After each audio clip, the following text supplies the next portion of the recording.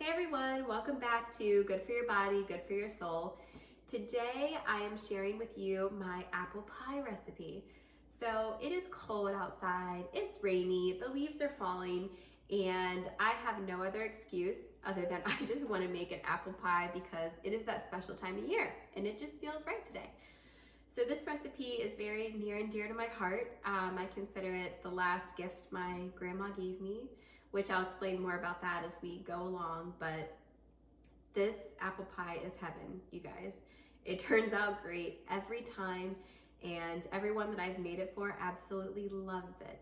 So I have faith that it'll work for you too. The crust is a little non-traditional, and I'll get into that too. But first, that's where we're gonna start, is the crust. So here we go. So to this bowl, I have 2 cups of all-purpose flour. I have 1.5 teaspoons of sugar and 3/4 of a teaspoon of salt. And I just want to sift all of that together. And you just want to make sure that you do have like a little sifter on hand, just because you don't want any big clumps of flour. You want this mixture to be pretty smooth. And I have a very fine sift here, so we will just end up dumping all of the salt and all of the sugar in here shortly, just like that. All right, now I'm going to dump this into my trusty food processor here and try not to make a mess and make it snow in here. And yes, I'm going to get up on my tiptoes to do this. All right. So far, so good. Only a little mess. Woo.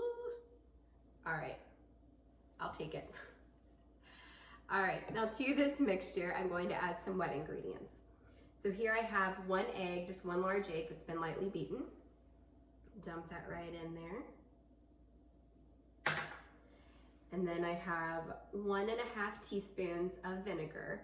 So this is just white vinegar, that's what I use. And for those of you who don't know, the vinegar actually helps the gluten break down a little bit. So that's what it's used for in a really good pie crust. I have 1/4 cup of very cold water.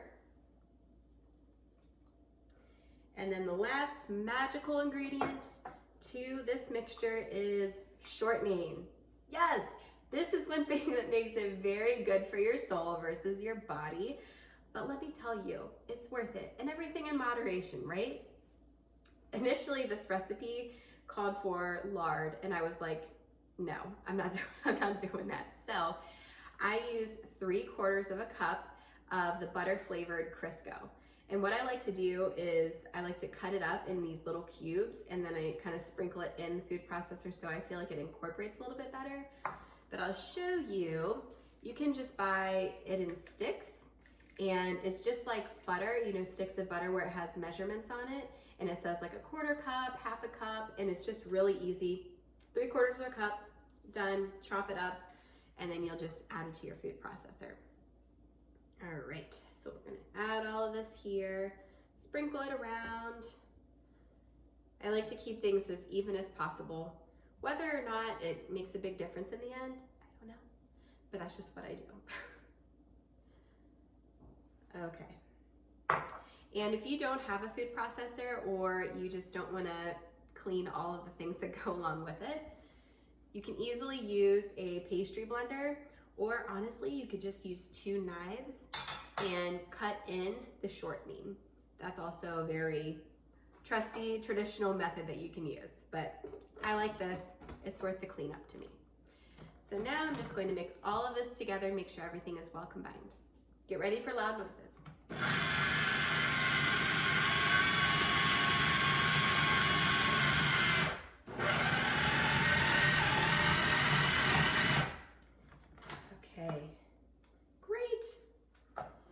And as you can see, it's kind of coming together here in one piece, which is what you want. You don't want to overmix this. As soon as it comes together, you're good. So next step is you want to wrap it in some plastic wrap here. I'll lay some out. If you don't have one of these for your plastic wrap, it's life-changing. Let me tell you, as one of those people who always rips off plastic wrap and then you spent all this time like straightening it out, this is the way to go. Costco, that's where I got that. So now I'm just going to take the mixture and just put it all here. Since it's come together pretty nicely, I can just pick it up with my hands. Always be careful not to cut yourself. Done that a few times.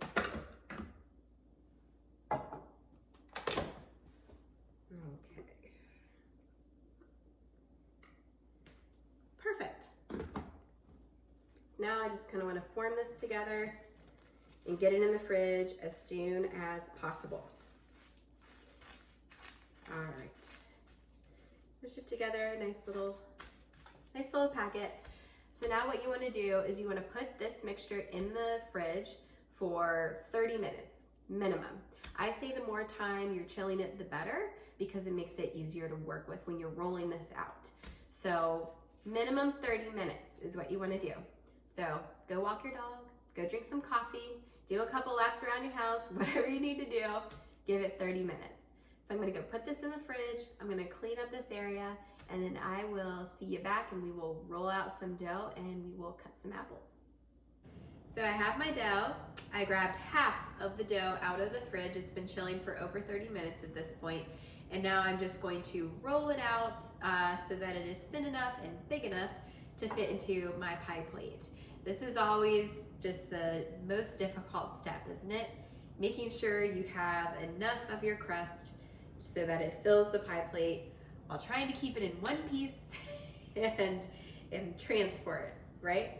Transfer it. It is never easy, but we'll make do. So, you want to handle the dough as little as possible.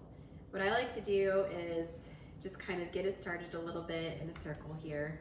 Put a little bit of flour on top and put some on my rolling pin. And here we go. So I will tell you guys as I roll this out why this recipe is so special to me. So first you need to know that my grandma and I shared a lot of interests. First she liked to bake, she loved to cook. So obviously I got a lot of that from her. But then she also loved to paint, and she's really the reason why I got into medicine too in the first place. She always had all these medical encyclopedias lying around because it was always really interesting to her. And when I would go over there to her house after school, I would like look through those books and we would talk about things, and it was just always so fun. But going back to cooking, my grandma, she could whip up anything at all times. She would always make stuff that was just quick and easy, right from scratch, and it would just taste delicious. So when she passed, you know, obviously I was very sad. Still am sad to this day about it, but I know that she's in a good place. But we were at her after her calling hours. We were at the church. Our local community church put on a little like dinner for our family after that, and I went up to the dessert table, and of course they had like a ton of things there and everything looked fantastic, but I saw this apple pie, and that to me was just perfect at that time, right? It's very comforting. I needed some comfort, and so I grabbed a piece of this apple pie. I went back to my seat. I took one bite of this pie and I was like, oh my goodness, best pie I have ever tasted in my life. Kid you not, I'm not exaggerating. And I tracked down the woman who made this in our community back home, and she was kind enough to share this recipe with me. And we actually ended up taking home the rest of that pie that day back to our house, and it did not make it a day. It was the best thing ever. So that's why I consider this pie very special, because I feel like it was a little bit of my grandma, you know, being like, here's your one last recipe to talk about. Here's one last thing to cook to make others happy and to feel good. So that's my spiel. That's my emotional little story. That's the history of this pie. So now I'm going to keep rolling. Okay. So like I said, this is always very tricky. So I'm going to roll the rest of this out, and I will just, it's going to take me a little bit of time to do all this. So I'm just going to show you quickly what I like to do, and then I'll continue to roll here. So I always like to roll it in 12 inches, and I just use a ruler. This is my professional method. Very old school. I just get out a ruler and I just make sure, you know, the smallest parts of the pie crust are at least 12 inches. And then what I like to do is I like to roll the dough onto my rolling pin, transfer it, and then roll it into the pie plate. I think that's the easiest way to do it. This is going to take me some time, so I'm going to speed this up.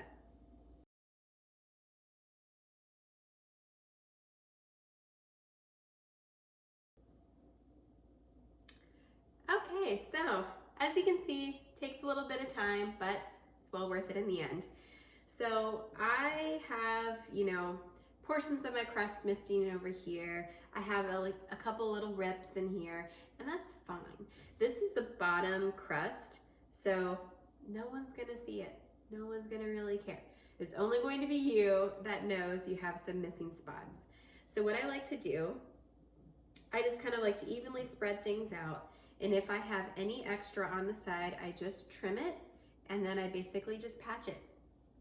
You're going to have a top crust that goes on, so don't worry about this. Like I said, bottom of the pie, it's all good. So I'm just gonna kind of patch things up here, and then I have a little knife, and I'll just kind of cut the excess. Here we go. Make sure it's nice and neat edges there. Same thing on this side.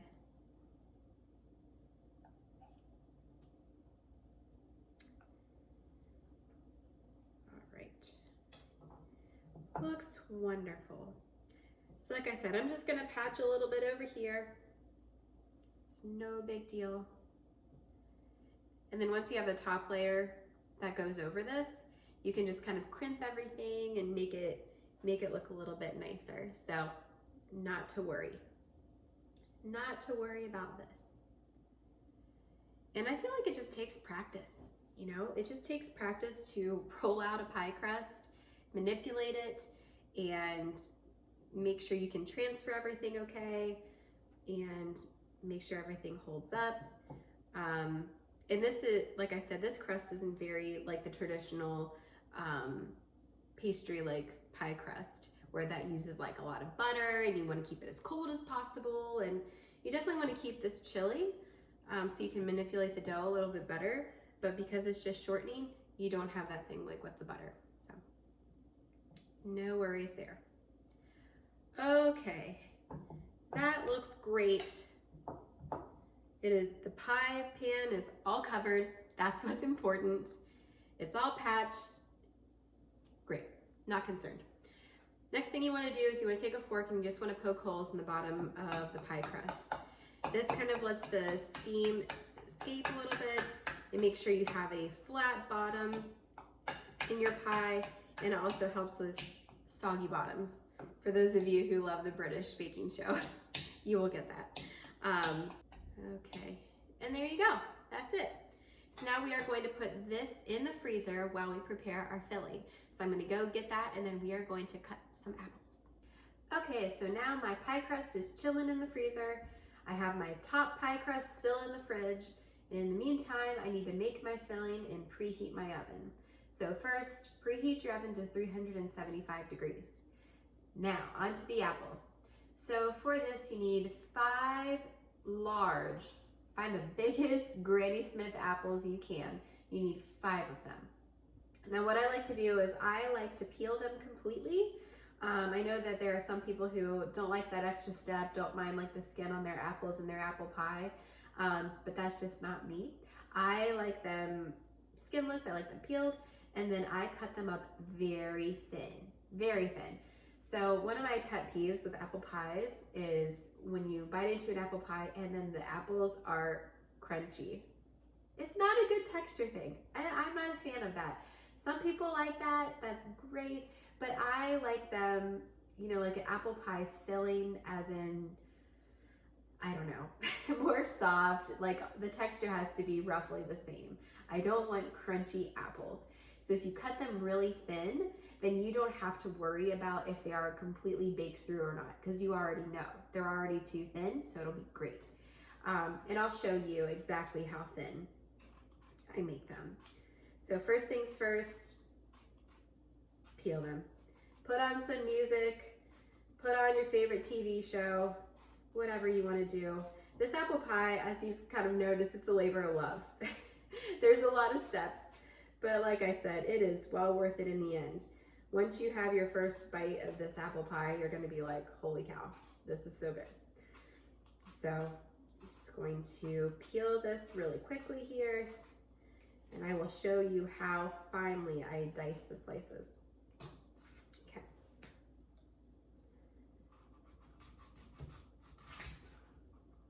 Okay. And this doesn't have to be perfect. Like every slice does not have to be identical or look the same. So don't worry about that. But this is how thin. Like maybe, oh, I don't even know what you want to call it, but thin enough to do this. That's what I will say. And I normally don't worry about the shape of the apple or how they're placed in the pie specifically. Some people like to put a pattern or, you know, whatever. Just as long as they're thinly cut, you're good to go. So now I'm going to get to cutting the rest of these, peeling the rest of these, and I'm going to speed this up too, since it's going to take a little bit. I'm going to put on some good music.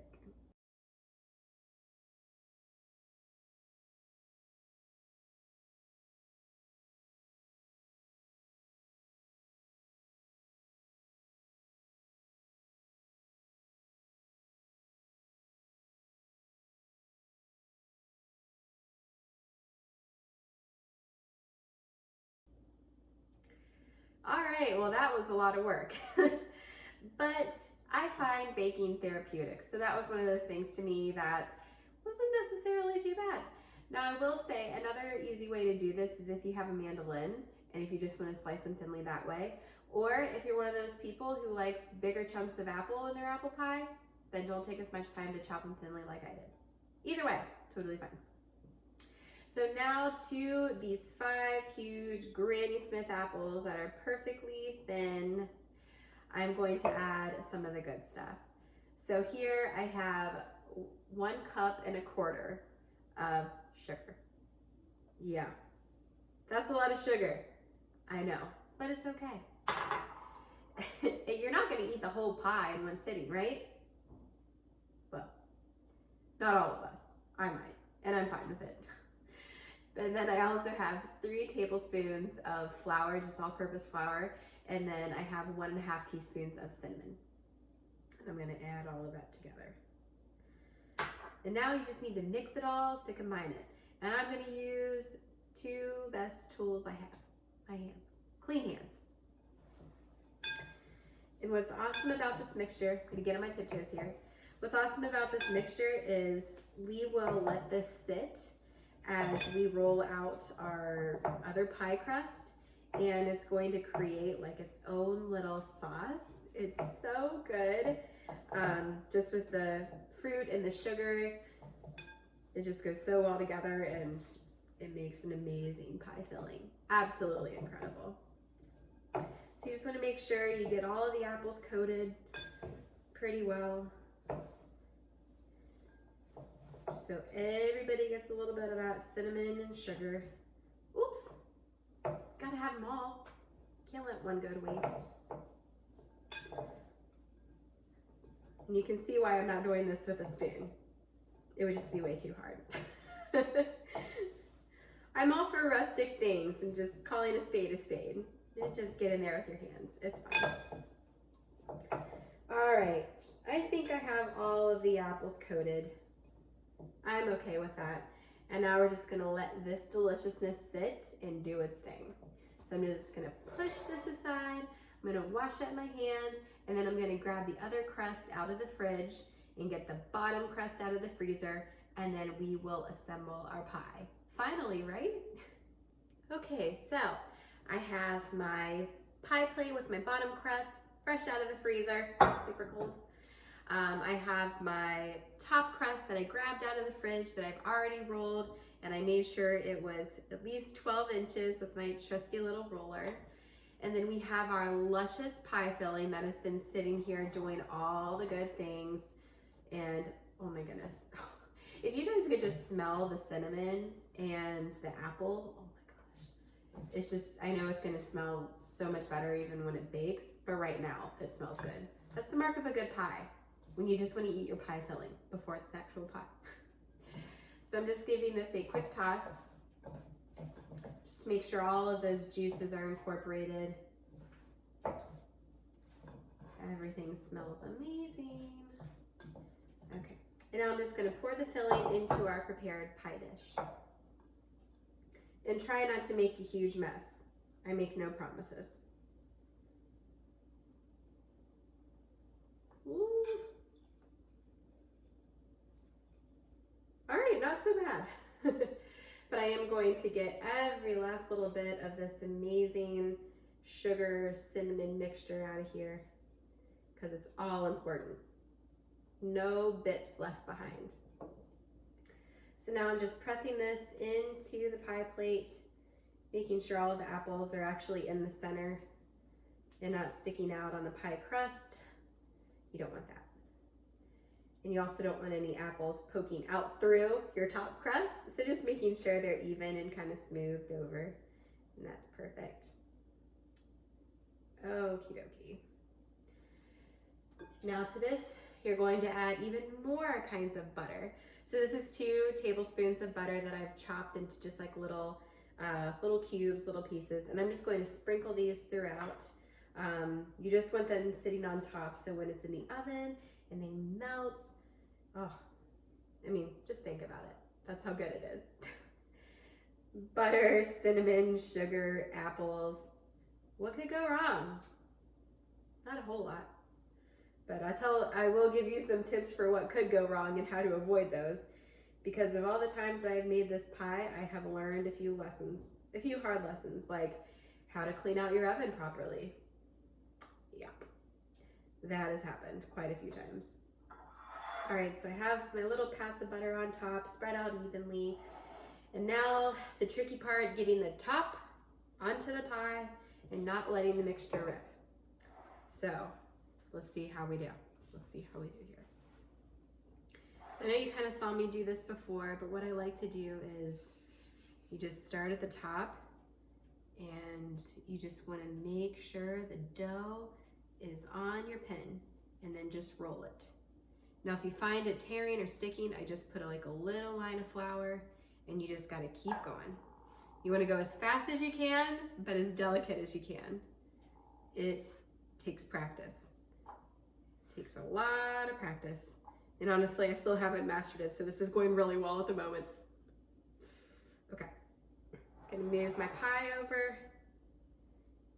And then I'm just going to fold this all on top. Maybe. There it goes. Oh, it looks so good. And I even have a little extra on that side. How awesome is that? Works out well. Okay, so now what I'm going to do is I'm just going to, I was looking for my knife, I don't have it, but you're just going to trim the outer layer because you don't need all of this excess pie crust. There you go. And then it's up to you, whatever pattern you want to do. I'm very simple. So what I like to do is I just like to fold it in and pinch around my finger. Nothing fancy. My apple pies look very rustic, all said and done. But I'm okay with that. I think that's how they should be. Now I know like some of you will wonder, can I do like cutouts or a lattice pattern or any of that? Yes, this crust is very versatile. You can do all of that, even though it just uses shortening and not any butter. It'll still turn out well, and you can really do just whatever you want. So I'm almost done here, crinkling my edge. That's my other professional term, crinkling. I'm gonna crinkle it all the way around here. There we go. Great. And now I'm just going to poke one little X in the top just to let some steam escape And then last but not least is if we don't have enough sugar and butter and cinnamon and everything else, I'm just going to top the pie with some cinnamon and sugar. This is how I had it initially. This is how I first tried this pie. So I keep that tradition. A little bit of cinnamon sugar on top. Doesn't hurt anything. All right, now the tip that I'm going to share with you for baking your pie. I don't know if you guys know this or not, so sorry if it's an old tip, but when you make a fruit pie, always put a baking sheet under your pie and make sure it extends over your pie plate. Otherwise, you're going to have the luscious, good filling bubble out sometimes, and it'll run down your pie plate, and that sugar mixture will burn in your oven. It's not great. So to save my troubles, I have a baking sheet here. I'll just put this right on top. And now this is going in a 375-degree oven for about an hour. And I say about because you just want to make sure the top is nice golden brown. So sometimes it may take a little bit longer than 60 minutes, but minimum of 60 minutes. And I'll see you back with the finished product. All right, guys, I just took this out of the oven. It is piping hot. It smells incredible. I wish you guys could smell how my house smells right now. It smells like apples and cinnamon and butter and just all the good things. So I'm going to wait for this to cool, and then I'm definitely going to dig into this later with my family. Maybe before my family does. I don't know. I don't know how much willpower I have at the moment. But I hope you guys enjoyed this recipe, and I hope you get to make it soon. It's the perfect season for an apple pie. So if you have any questions, please just let me know. And if this works for you, and if you and your family love it, let me know too. I love making food and sharing food with others that makes them happy. So that is my goal. Enjoy the apple pie. I hope you guys love it.